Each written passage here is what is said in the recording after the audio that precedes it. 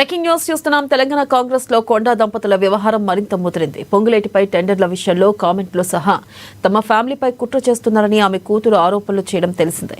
అయితే ఇవాళ మధ్యాహ్నం కేబినెట్ భేటీ ఉండగా ఆమె వస్తారా లేదా అనేది ప్రశ్నార్థకంగా మారింది. అటు సురేఖ రాజీనామా చేస్తారని కొందరు, ఆమెను తప్పిస్తారని మరికొందరు అంటున్నారు. ఈ నేపథ్యంలో ఇవాళ ఏం జరుగుతుందనే ఉత్కంఠ నెలకొంది. ఇక దీనిపై మరింత సమాచారాన్ని మా ప్రతినిధి హరీష్ లైవ్ అందిస్తారు. హరీష్, చెప్పండి, మరి కొండా సురేఖ దంపతుల్ని పార్టీలో ఉంచుతారా లేదా తప్పిస్తారా, లేదా వాళ్ళే రాజీనామా చేసే అవకాశాలు ఉన్నాయా? అప్డేట్స్ ఏంటి?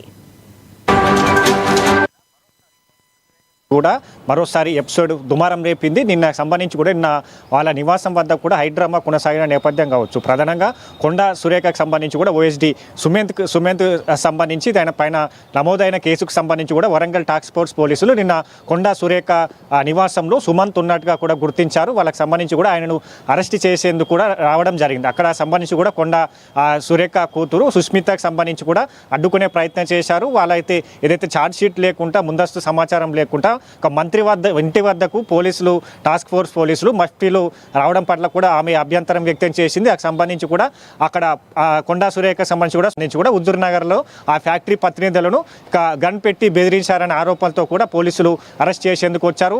ఈ ఎపిసోడ్ కాస్త కూడా దుమారం రేగింది. సుస్మితకు సంబంధించి కూడా తన కూతురు సుస్మిత సంబంధించి కూడా అంటే సీఎం రేవంత్ రెడ్డి, అలాగే మంత్రులు పొంగులేటి శ్రీనివాసరెడ్డి, వేం నరేందర్ రెడ్డి, అలాగే కడియం శ్రీహరికి సంబంధించి కూడా వీళ్ళపైన కూడా ప్రధానంగా ఆరోపణలు చేసింది. కావాల్సే తమ పైన ఇట్లాంటి కేసులను బలాయించేందుకు సీఎం రేవంత్ రెడ్డి, అలాగే మంత్రి పొంగులేటి శ్రీనివాసరెడ్డి, అలాగే రోహిన్ రెడ్డికి సంబంధించి కూడా తమ పైన కుట్రలు చేస్తూ ఉన్నారు. బీసీ నేతలుగా ఉన్నందుకే తమ పైన ఏదైతే తన మదర్ పైన కూడా ఇట్లాంటి కుట్రలు చేస్తూ ఉన్నారు. తన ఏదైతే కొండా మురళికి సంబంధించి కూడా తన ఫాదర్ని కొండా మురళికి సంబంధించి కూడా ఈ కేసులో ఇరికించేందుకే ఇట్లాంటి కుట్రలు చేస్తూ ఉన్నారు.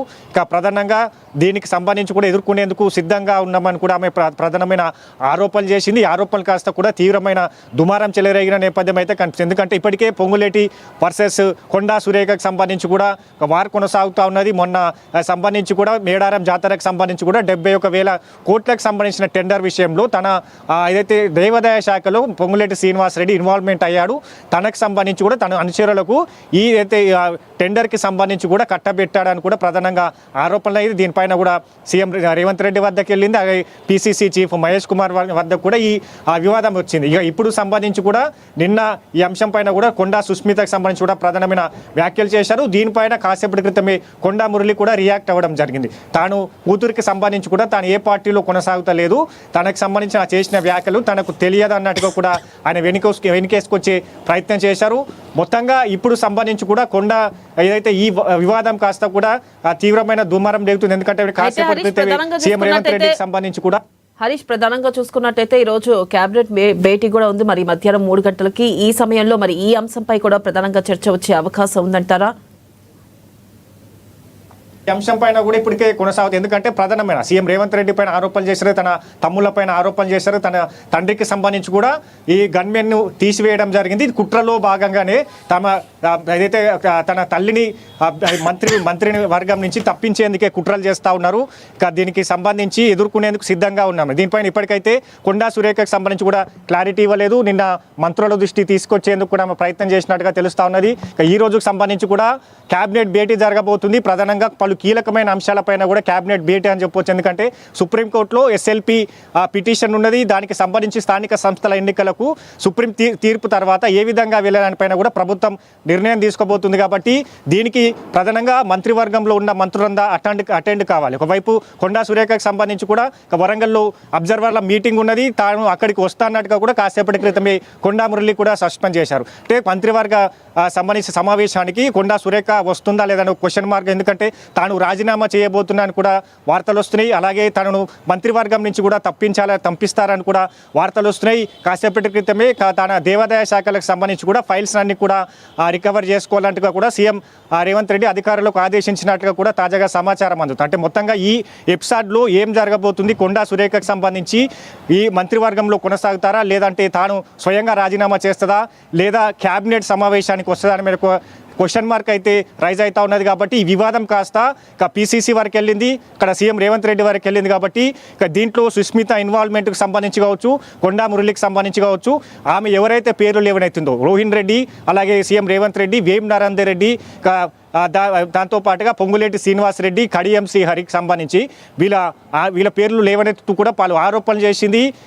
ఇప్పుడు కాస్త ఇది రెడ్డి వర్సెస్ బీసీగా మారే పరిస్థితి అయితే కనిపిస్తుంది. ఎందుకంటే ప్రధానంగా మీ బీసీ కార్డును తీసుకుంది, బీసీగా తన మంత్రిగా కొనసాగుతూ ఉంటే వీళ్ళంతా కూడా ఓర్వలేకపోతున్నట్టుగా కూడా సంచలనమైన కామెంట్స్ చేసింది, వీడియో రిలీజ్ చేసింది. కాబట్టి దీనిపైన ప్రభుత్వం కావచ్చు, ఇక్కడ పార్టీకి సంబంధించి పీసీసీకి సంబంధించి ఏ విధంగా నిర్ణయం తీసుకుంది, ఎందుకంటే బహిరంగంగా దూషణలు చేసుకోవద్దు, బహిరంగంగా సంబంధించి కూడా ఇట్లాంటి వ్యాఖ్యలు చేయదన్నట్టుగా కూడా ఇప్పటికే పీసీసీ స్పష్టం చేశారు.